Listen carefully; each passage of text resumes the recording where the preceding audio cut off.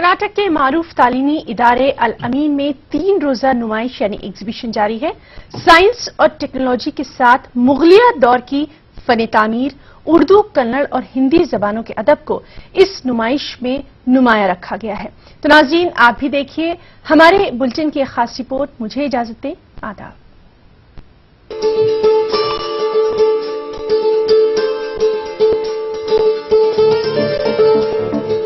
बेंगलुरु के अल अमीन PU college में 3 रोजा सालाना नुमाइश जारी है। ये नुमाइश अल अमीन इदारे के तलबा की सलाहियतों, मेहनत और लगन का मुजाहरा कर रही है।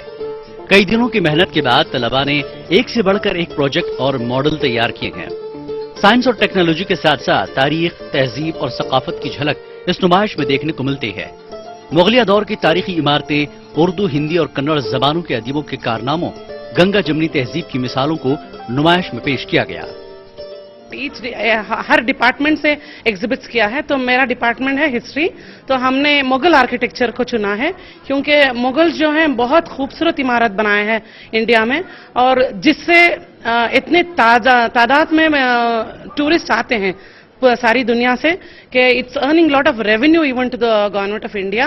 लिए हैं उर्दू के अमूमन बच्चे क्या करते हैं, उर्दू को बिल्कुल जानते नहीं हैं।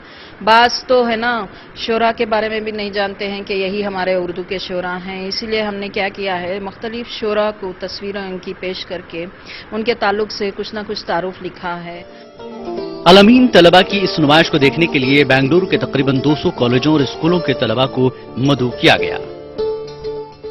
सिर्फ ये है कि बच्चों में एक अच्छा एतमाद लाया जाए, उनको एक मोटिवेट किया जाए कि वो आइंदा चलकर अगर साइंस में हो तो साइंटिस्ट बने और कॉमर्स में रहे तो अच्छे एक लीडिंग एंटरप्रेन्योर बने।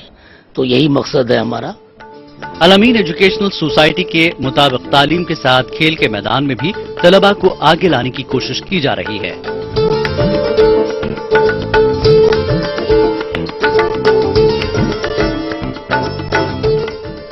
ETV न्यूज के लिए बेंगलुरु से रऊफ अहमद हल्लूर की रिपोर्ट।